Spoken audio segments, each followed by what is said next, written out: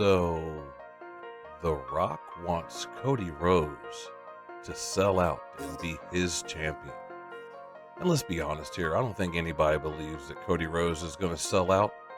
But the question is, who is going to sell out to The Rock? Because obviously somebody's going to. And I think it's going to be somebody involved in this Saturday's Elimination Chamber match. I am Mark Magnum. This is the Magnum Report, and let's get right into it. Now, my number one on this list of people that could be possible suspects is Drew McIntyre. Drew McIntyre has already been the bloodline hunter, and it would be kind of hypocritical in a way, but sinister at the same time, if somehow Drew McIntyre ended up being that guy to sell out to The Rock. Do I think that's going to happen? No, and I'll get into the person I think will end up selling out. But Drew McIntyre would be a very inspired choice just because a lot of the things he's been doing have merit to it. He's got that logic. He's got that justifiable heel about him. But at the same time, he's still somewhat of a hypocrite. So him, after all the problems he's had with the bloodline and Jimmy and Jay and Sammy and the whole nine, it would be the apex of ironic if somehow Drew McIntyre was the one that sold out and sold his soul to The Rock. Don't think that's happening, but it could. It very well could. Now, into number two on my list here of possible suspects, and that's Damian Priest. Now, I don't see any real reason for them to turn Damian Priest back heel after all the things he went through with the Judgment Day and Finn Balor and all the things he did as World Heavyweight Champion when he was champion last year before Gunther took it from him. So, I mean, there is no real reason to turn Damian Priest back heel and have him join with The Rock. Now, somebody that could be a pick that would be a very interesting one, and that would be my number three on this list of suspects, and that is Logan Paul. Now, I know a lot of people don't like Logan Paul. Hell, I don't like Logan Paul at all. But I realize his talent. I realize his ability on the mic. He is good in the ring. I think he's a little bit too rehearsed. And that showed a couple weeks ago on Raw when he wrestled against Rey Mysterio. But if Rock really wants to go all in on his final boss gimmick and just be hated, because it seems like no matter what The Rock does, he still gets cheered.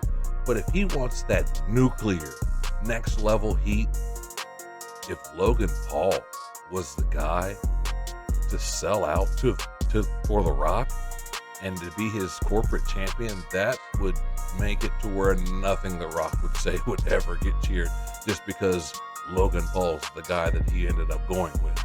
I don't think that's going to happen because Logan Paul, I think, has got different plans for WrestleMania. But if Logan Paul, and especially like I said, if The Rock's looking to just go complete nuclear and scorch the earth type of situation where nobody's ever going to cheer him again, I could see him doing this. I don't see it happening just for the sheer fact that The Rock's trying to still keep somewhat of a good image with some of the movies, and the Black Adam movie kind of not hitting the box office the way he wanted to. So I can see him going away from this. But if he did want to just go and just have it to where the people are just going to hate him forever, Logan Paul would not be a bad choice.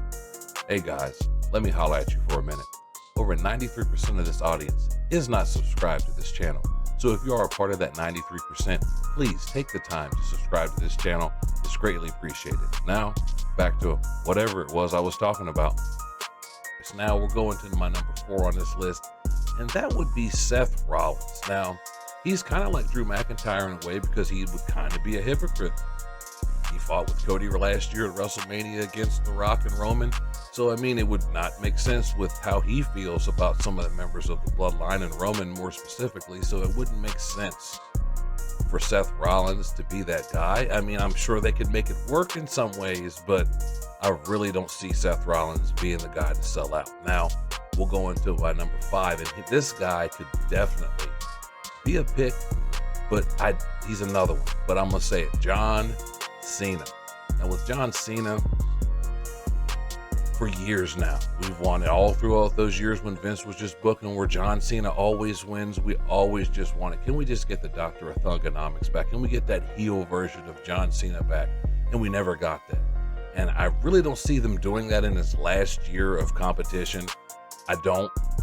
But it would be so just over the top if somehow he was the guy, after all the history that The Rock and John Cena have, and the 2 WrestleManias they wrestled, and just that history, and this both them guys being Hollywood now, and just that whole synergy they could create with that whole gimmick.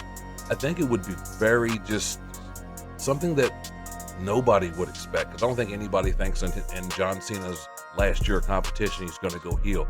But if he did, that would get some people talking and get some attention on WWE even more so going into WrestleMania.